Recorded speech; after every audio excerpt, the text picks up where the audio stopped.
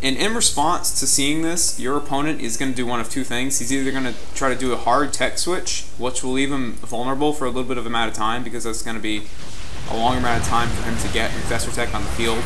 That'll be like 2 minutes or so of time for him to do that. Or he's just going to try to out-pump Mutalisk Tech versus you. I would say, though, if he sees double Stargate, as we saw my opponent did see that, I would guess, if your opponent sees you have that, I would guess that they don't try to out produce you. But we can see my opponent is doing that right now. And he does have good upgrades. He did have the double Spire for getting double upgrades. And we see a Ling run by right now, and I do have a Zealot here in hold position. And this is going to be just fine. My problem, though, is that I left this base a little bit exposed. And if you know he's going Mutaling, leave a few Zealots behind to defend your bases, because this is just not good. I do kill a base of his, but he takes down that. And then also, leave your Phoenix with your army, because we're going to see that was actually a pretty poor choice as well. And then I do try to take the gold. This is your best bet on this map for taking a fourth base. So here he comes in with a bunch of mutas. He does pick off all my Phoenix, but at least now I know to make more Phoenix, because he has a ton of mutas on the field. And so yeah, basically if your opponent's going to keep making mutas, you keep making Phoenix. If he's going Mutaling, getting a couple of Colossus out in the field when possible is a great choice. And ideally, you would like to not throw down the second Robo. You would like to have more gas because you mined it faster, or you started mining it sooner, I should say, in the early stages of the game, like I should have, but I didn't exactly execute this build perfectly. And if you sort of did those sort of basic things correctly, you would easily crush his first Muta attack, and then you'd have a superior upper hand for the rest of the game. Even now, I mean, we see this sort of battle is going back and forth. Right now, the the units lost tab right now is pretty even, but it was way ahead in my favor around the time that I killed the first Muta flock over here. And we're gonna see the following battle sort of also sway into my favor.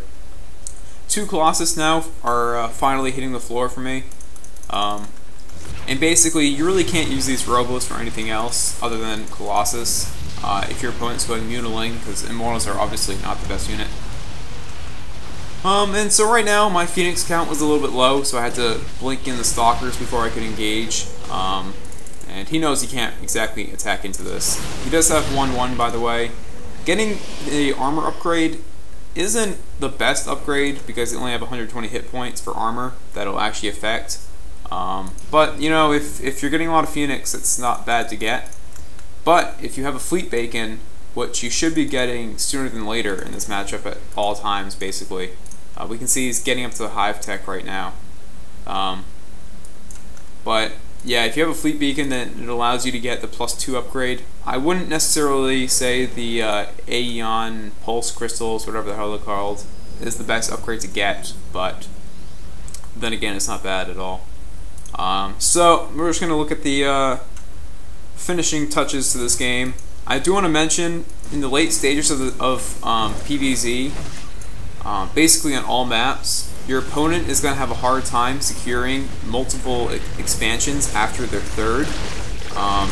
And so all I really want to make a note of is sending Zealot Harass to the bases that are sort of like extended outward, like here or here, is a great way to sort of do some great harassment, basically, and to use up your excess minerals that you will have almost every game as Protoss.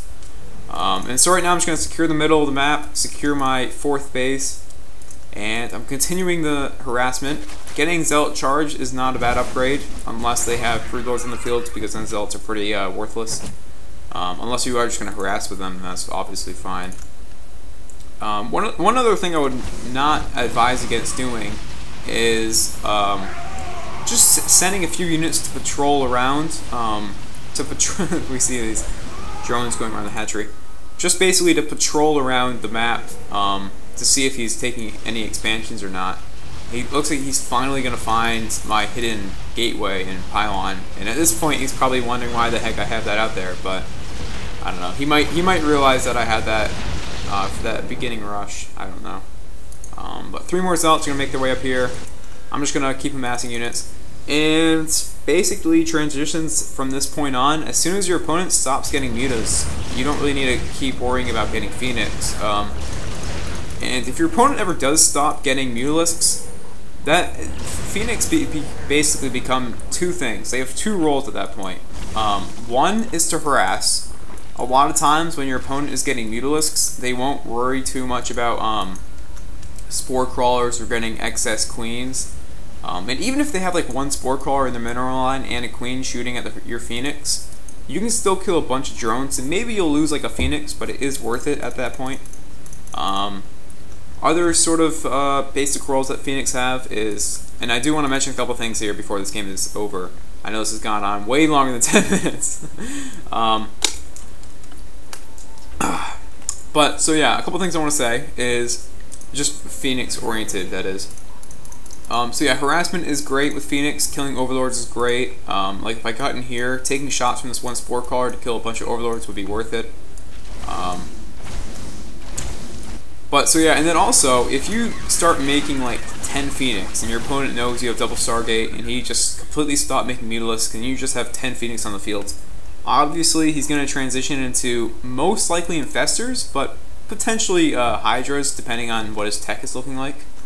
And before we see this battle get underway, all I really want to mention is Phoenix are actually pretty good. I mean, they do a ton of damage versus Hydras because Hydras are light units, and then Infestors just have no health, so picking them up and then at least just taking them out of the engagement just because you pick them up with the Graviton Beam is also a good use of the Phoenix. And right now we're going to see this fight get underway, and I see these Infestors coming, so that's exactly what I'm going to do, is just pick them all up. And you actually do want to engage with the rest of your Phoenix. But that's okay. Don't hate on me too much. But so there we go.